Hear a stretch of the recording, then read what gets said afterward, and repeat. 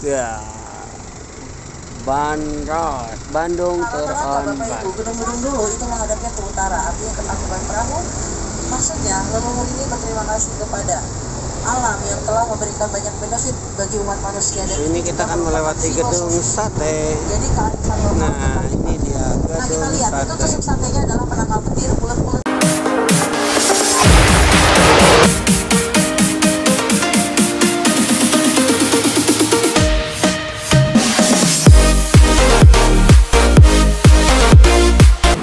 Karena kita mau coba naik bandros,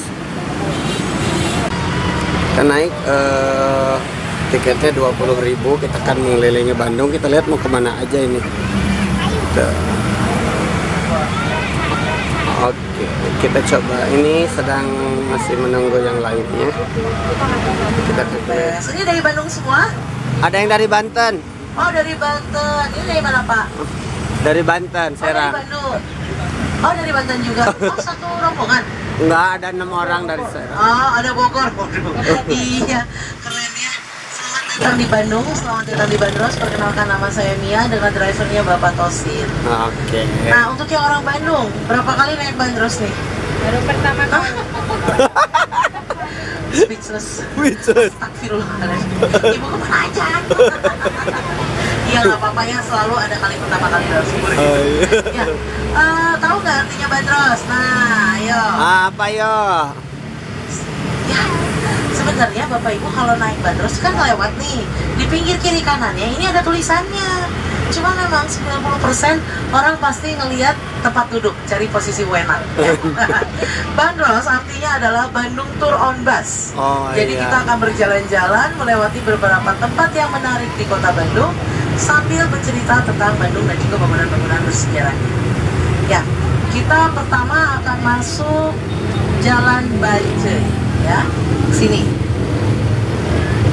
Bancai. Jadi dulu pada masa pemerintahan Belanda ada 2 tempat minum air kuda yang besar, ya. Ini satu Bancai, satu Cikudapate. Kalau Cikudapate itu untuk kuda-kuda yang bermasalah, yang kakinya patah, yang sakit, dilarikan ke sana. Bancai di sini dan di sini juga dulu orang Belanda kalau jalan-jalan dia tuker kuda di sini. Ini istal, bekas istalnya. Bahkan atau kudanya disimpan di sini, mereka jalan kaki, kudanya dimasas, ya.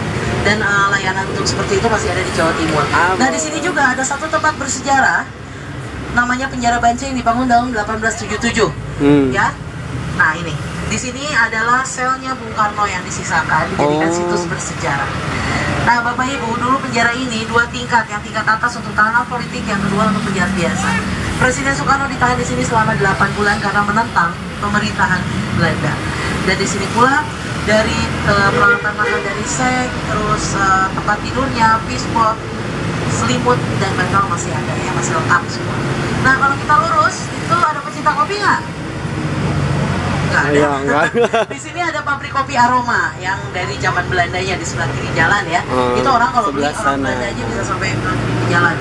Jadi kopi yang dijual adalah ini jangan sampai keluar ya Pak ya. Karena ini kan bandosnya terbuka, bandos artis. Kalau mau dada-dada gini-gini aja. Ala-ala pejabat. Nah, kita masuk jalan Braga atau Braga Uwek. Inilah yang saya sebut Bandung sebagai Paris Van Java. Keindahan kota Bandung kayak Paris Prancis. Kenapa? Karena arsitekturnya sebetulnya arsitektur Eropa asli. Nah, di sini ada hubungannya dengan Bandung sebagai kota fashion. Ketika ada model pakaian terbaru dari Paris Prancis, 3 bulan kemudian ada di sini dipakai sama si noni-noni Belanda. Jalan up to date, jalan Jumawa ya, jalan apa ya? Jalan mereka memamerkan kekayaan mereka dengan perhiasan terbaru, model pakaian terbaru itu ada di sini. Jangan salah, di sini udah ada yang namanya showroom Mercedes-Benz pada saat itu. Jam Rolex. Nah, ini hangover sekarang. Hai. Ya, ini hangover tadi itu adalah toko senjata dan gudang senjata. Ini juga konkuren toko perhiasan emas berlian yang udah ada dari zaman Belandanya dulu. Ada juga nanti di depan toko apa namanya antik sin-sin ya. Itu yang dengan settingannya yang masih settingan lama ya, settingan dari zaman Belanda. Dan ini adalah heritage-nya Bandung, sebenarnya tidak boleh dirubah jadi andesit pada awal 2000-an. Karena apa? Tadinya dibikin kayak Eropa untuk pedestrian. Cuman sayang sistemnya di sini belum bisa diterapkan.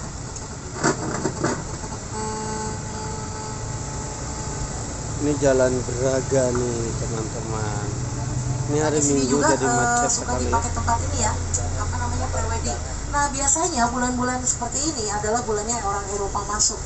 Kalau kita lihat banyak orang-orang Eropa yang anak muda, mereka rata-rata napak tilas. Ini kembali ketika dulu orang-orang Kenil ditanya sama pemerintah Belanda ketika mereka harus pulang. Ini mereka mau ikut sama Belanda atau mau diam di sini. Kenil itu kan binaan Belanda ya, makanya dia tidak disukai. Banyak yang lebih memilih ikut sama Belanda, kecuali anak migran. Dan itu sebelah kanan ada lokomotif pertama yang ada di kita, namanya adalah Si Bombard yang datang ke Bandung tahun 1923.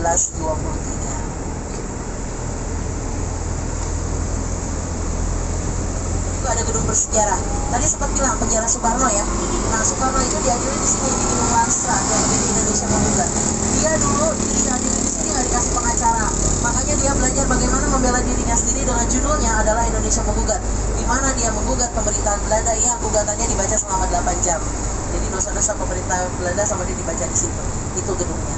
Nah kalau sebelah kiri ini adalah Bank Indonesia. Bank Indonesia dulunya adalah Java Bank yang juga berfungsi sebagai tempat penyimpanan garam. Masih sebelah kiri ini adalah kantor mamang saya, Wali Kota Bandung, Mang Odet Daniel ya. Di sini ada tugu warna abu, itu adalah patung Dewi Sartika, pahlawan emansipasi wanita dari Jawa Barat.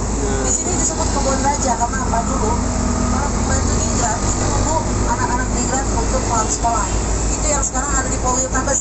Politeabes itu dulu adalah quick school, sekolahnya migran-migran dan sekolah bangsawan.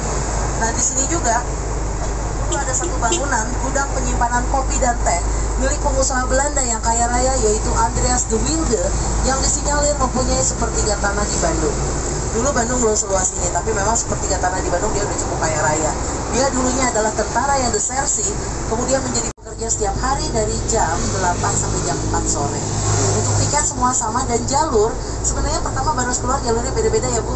Cuma karena di Bandung kan macet, akhirnya kita ngambil efisiensi waktu, jalurnya disamakan. Nah, perkenalkan ini rumah papa saya, kita dadahin kan, papa lagi tidur kayak ini ya. Ini adalah rumah dinasnya Pangdam 3 Siliwangi. Ya, dan ternyata dulunya adalah rumah si Andreas de Wilde. Bayangin Bu, dulu di sekitar sini pasti rumah masih jarang. Nah, rumahnya dia udah seablak-ablak gini. Kenapa? Karena orang Belanda yang punya bisnis rempah-rempah, kopi dan teh itu pasti kaya. Karena rempah-rempah dan teh kan nggak ada di Belanda. Makanya disimpan di gedung-gedung penting, bahkan di gedung sate itu tempat nyimpan rempah-rempah karena harganya lebih mahal dari emas berlian. Bahkan di Papua itu yang namanya pala pada saat pemerintahan Belanda cuma ada satu di dunia di Papua itu.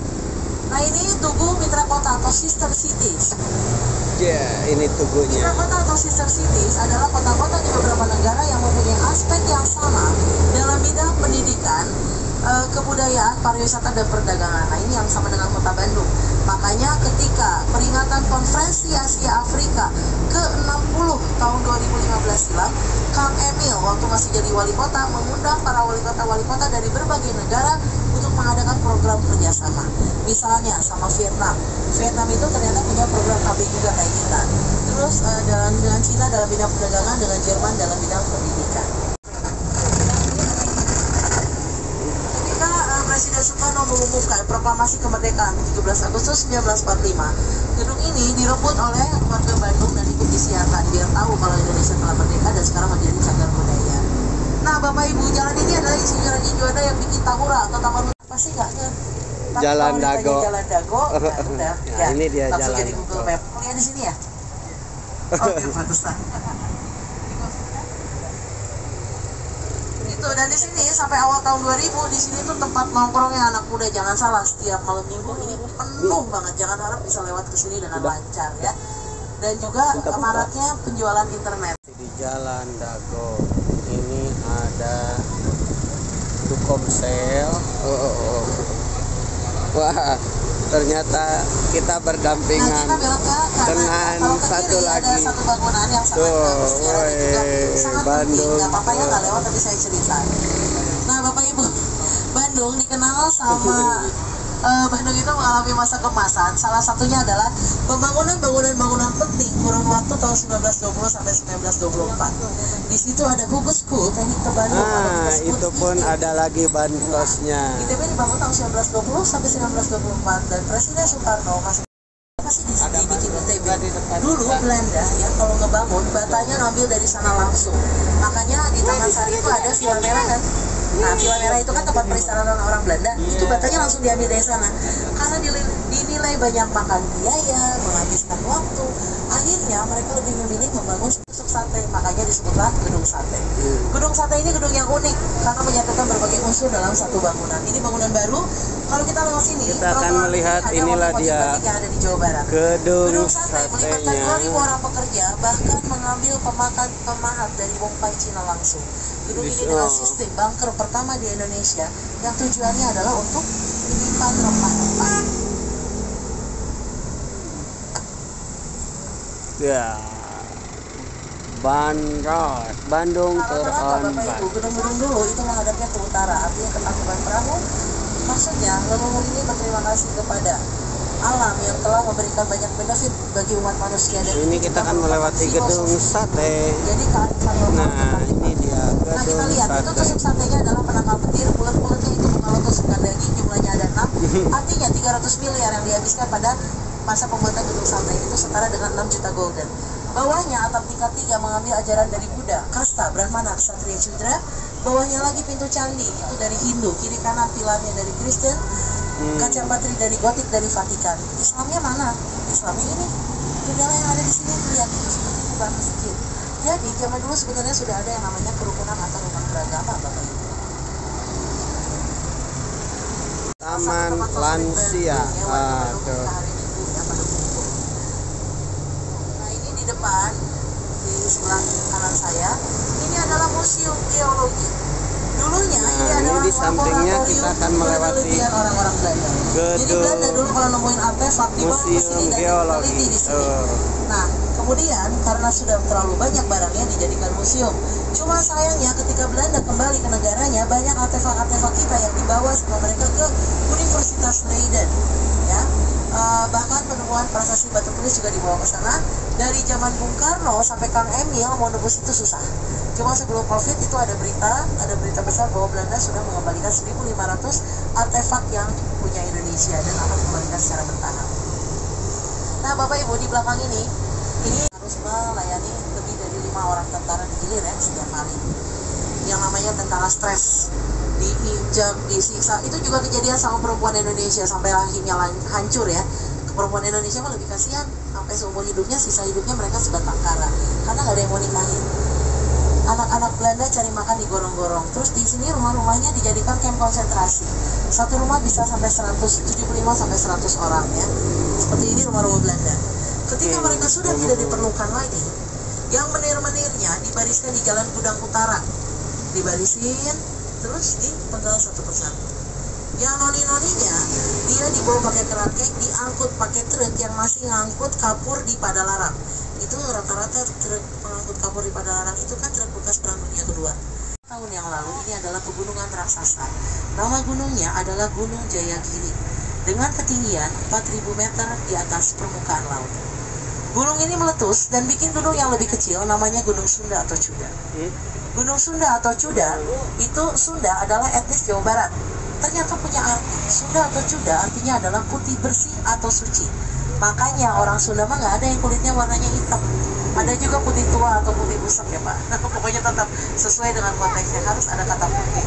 Nah kemudian Gunung Sunda atau Cuda ini meletus dan bikin gunung yang lebih kecil lagi namanya adalah Gunung Tangkuban Perahu beserta kawah raksasa. Kenapa disebut kawah raksasa? Karena dia dari ujung Berung sampai ke Padalarang.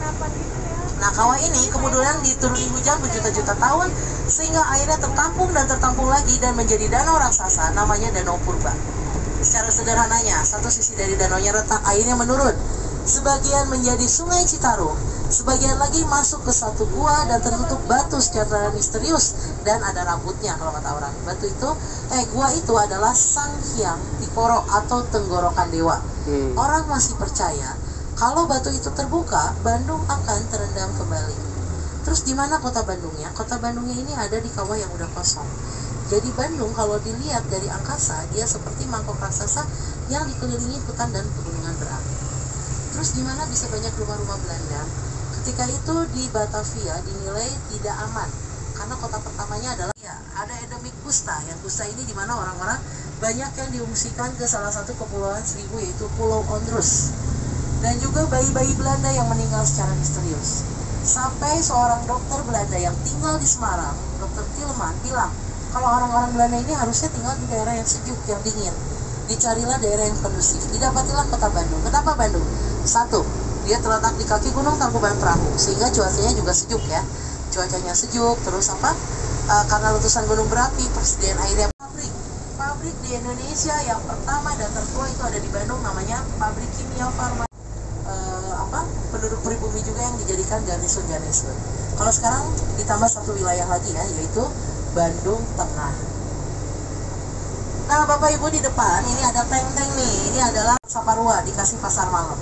Di sini pula tempat konsernya artis-artis rock tahun 80-an, God Bless, Nicky Astria, Ahmad Albar, siapa lagi sih? Hari Mukti, Ika Fauzi, semua di sini. Ya, di sini ya. Semuanya konser di sini. Ini Kadiklat. Dan di sini juga ini adalah taman tematik sekarang.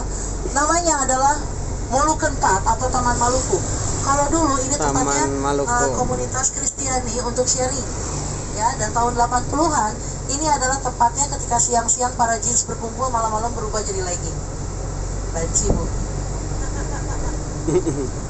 Ya, dan Taman di sini, Maluku. kalau di ujung sana jalan ada patung Pastor Saint Peter's Park. Rel kereta api pertama disimpan di Pulau Jawa itu adalah di kota Semarang, kemudian menyebar di seluruh Pulau Jawa. Makanya di Lawang Sewu itu dulunya juga ada kantor kereta api kan Bu. Iya, kata itu. Nah, nyampe ke sini yaitu tahun 1923 dengan lokomotif yang tadi saya tunjukkan sebelumnya. Bayangin kalau dia polisinya nentu dia pintu peluit, kalau nggak lari nendang bola ya, sampai ngebalikin. Atau udah pada setia. Ya, jalan ini adalah Jalan Tamplong. Tamplong berdasarkan nama seorang tokoh Tionghoa, Kok Tamplong, yaitu orang kaya yang punya perusahaan furniture yang dia persembahkan atau dia sumbangkan untuk keperluan Konferensi Asia Afrika tahun 1955. Dia juga yang banyak membantu para pejuang Bandung. Dia masih suplai senjata, suplai makanan dan sebagainya. Untuk menghormati beliau, namanya diterapkan di jalan ini. Ya, dari ini kita mulai masuk spot bersejarah di mana Bandung dikenal oleh dunia. Itu salah satunya karena Konferensi Asia Afrika.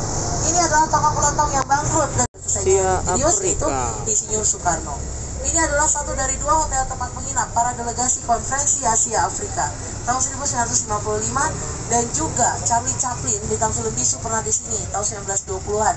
Dia bukan main film tapi diundang untuk meresmikan gedung Yardbirds atau Kodiklat TNI yang tadi saya ceritakan. Ya, ini kalau jalan ke depan Asia kita akan belok ke Afrika. kanan. Ini adalah jalanan terpanjang di dunia ya, kalau ke depan Asia Afrika. Nama jalan ini dulunya yang panjang ini adalah Grote Postweg atau Jalan Raya Pos, merupakan bagian dari 1000 km anyar Panarukan yang dibikin oleh Herman Willem Daendels. Tujuannya adalah untuk kalau di sini ini bagiannya ada ukiran nama-nama negara yang ikut berpartisipasi dalam peringatan Konferensi Asia Afrika ke-60 tahun 2015 silam. Sama batunya dari batu andesit ya. Nah, di sini setiap kota itu punya yang namanya 0 km Bandung, termasuk di sini. Aduh, selamat pagi Bapak-bapak. Maaf mengganggu sebentar. Ya. Dadah, mau ngejelasin sebentar ya, punten. Ya, ini 0 km Bandung. 0 km Bandung. Ini ada mesin pengaspal jalan, ada patung Herman Willem Daendels, terus Bupati Wiranata Kusuma II, ada Mas Soekarjo, nama Bung Karno. Nah, Mas Soekarjo adalah gubernur pertama yang ada di Jawa Barat. 0 km Bandung, ketika Daendels mengetukkan tongkatnya di sini dan dia bilang, usahakan ketika saya kembali Bandung harus sudah menjadi Gemeente atau kota besar. Itu tanggal 25 September 1810 menjadi hari jadinya kota Bandung. Ayo Pak, kita lanjutkan. Selamat datang di Bandung. Aduh, mangga Pak. Iya. Bandung. Terima kasih, selamat jalan-jalan.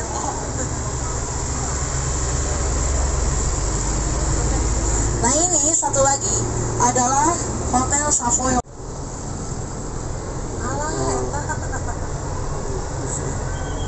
Ya, di sini udah mulai ya banyak karakter-karakter. Nah, di sini gedung PLN yang dipercaya dijaga oleh arwah Cetrik Manik, itu ada sumur Bandung. Orang percaya kalau sumur di situ kering, Bandung semua akan kekeringan. Nah, kita sudah mulai masuk alun-alun Bandung. Belanda ini punya sistem catur gatra atau 4 titik. Titik pertama bangunan melengkung itu adalah pendopo, rumah wali kota Bandung. Kalau dulu di Belanda, titik kedua alun-alun Bandung dengan Masjid Raya Bandung yang juga dibangun tahun 1825. Titik ketiganya sebenarnya adalah kantor pos sebelah sini. Titik keempat adalah penjara. Jadi di mana-mana itu kalau alun-alun Bandung pasti dibikinnya seperti itu.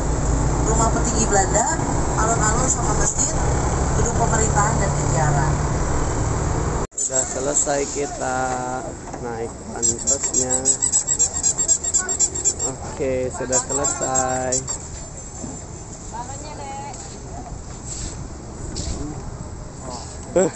Muter akhirnya keliling Bandung seharian.